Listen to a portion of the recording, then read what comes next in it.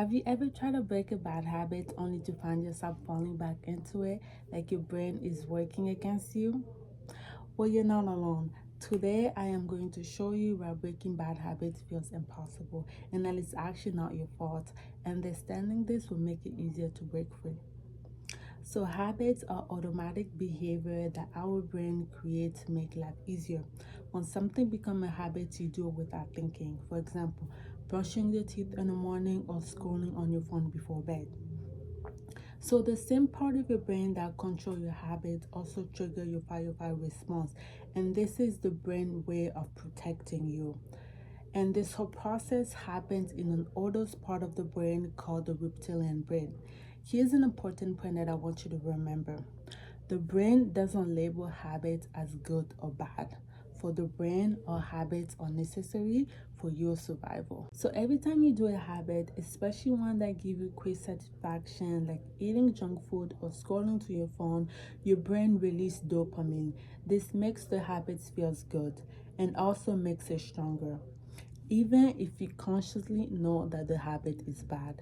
And the more you do the habit, the stronger the neural pathway become, making it harder to stop.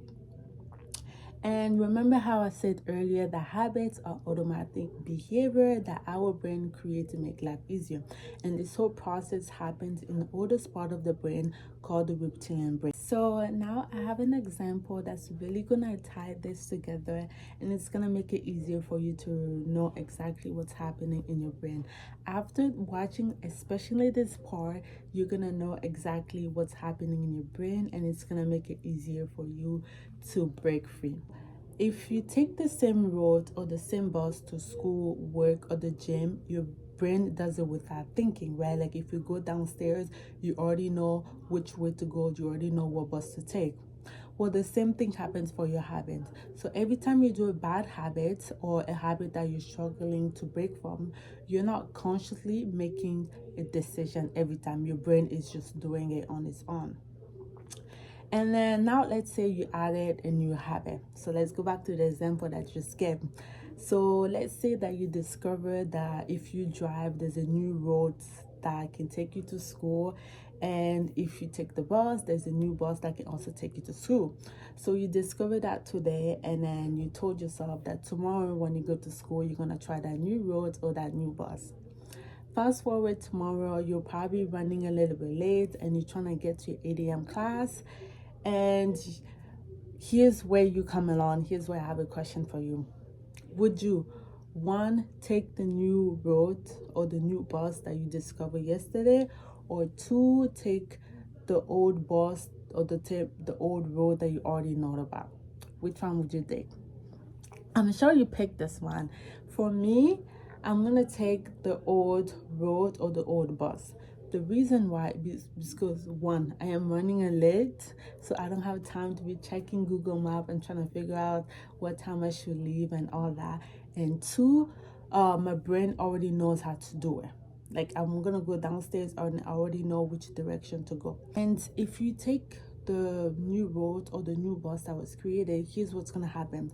So your brain is gonna go on this fight or flight response. And like I said earlier, this is the brain's way of protecting you. So every time you step out of your comfort zone or out of familiarity, your brain thinks that you are in danger. Remember how I said the brain thinks that every habit that you have are necessary for your survival. So if you take a new bus, one, you're gonna go on Google Map trying to figure out what bus to take, how long it's gonna take, and this is not familiar with your old way of doing. So your brain is gonna do everything that it can to try to keep you safe. So it's gonna do everything it can to make you go back and take your same old road. Well, the same thing happens for new habits, and this is why you always end up going back to your old habits, because your brain wants you to do those habits for you to survive. If you made it this far, I just want to say that I am so proud of you. But before we move on to part two, here's some key takeaways that I want you to keep in mind. These key takeaways will help you better understand how to break free from your bad habits and everything that happens, so when we go into part two, it's easier for you to follow along. So key takeaway number one, You will know your habit, you just need to rewire them. There's a reason why I put this in number one, and the reason why is some of us will personalize our habits. I'm sure there was a time where you went back to doing your old habit and you started blaming yourself for it, because I did that in the past. I would blame myself, I would shame myself, and it's just not healthy. Okay, you're just adding more harms, and I don't want you to do that. So you are not a habit, you just need to rewire them.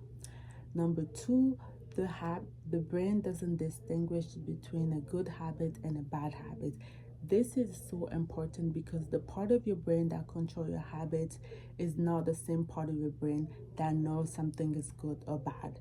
Understanding this is really helpful because it will help you really always push yourself to do the good habits, even if your brain wants you to go back to the bad habit.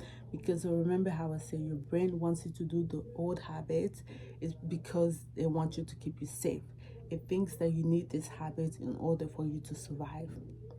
And last but not least, the reason why we fall back to bad habits because they are familiar and they also trigger release dopamine. And the more dopamine release, the stronger the neural pathway become, and the stronger, the harder it is for you to break the habit. Okay, now I want to hear from you. I want to invite you to the conversation, and I just have one question for you. What is one habit that you're struggling to break? Drop it in the comments and let's talk about it. The reason why is because we're all connected. Like, I'm sure you probably know this, like we're all connected. We're all probably dealing with the same thing. There's probably someone who had dealing with the same struggle, the same habits that you're struggling with right now, and they can give you some key takeaways. They can give you some advice on how to overcome it, or even myself. And also, if you're curious to know about the habits that I'll be able to break, don't feel shy. Just ask me and I will tell you about it. And if this video helped you to really understand why it seems impossible for you to break from your bad habits, don't forget to give it a like and subscribe, and tune in for part 2 where I'll be showing you how to break from bad habits with step by step. Can't wait to chat with you in the next one. Bye.